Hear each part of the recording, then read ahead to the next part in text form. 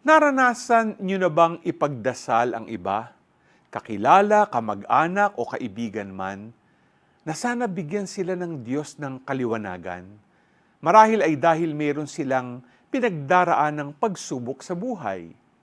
Sa gospel natin ngayon, gumaling ang mother-in-law ni Simon dahil they interceded with him about her. Alam nilang tanging si Jesus ang makapagpapagaling sa kanya, kaya pinakiusapan nila siya.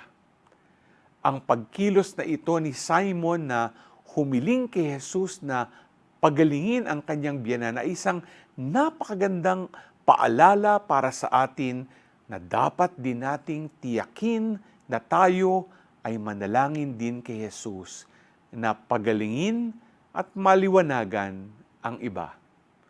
Handa ka bang maging intercessor para sa iba upang sila ay gumaling at maliwanagan? G ka ba?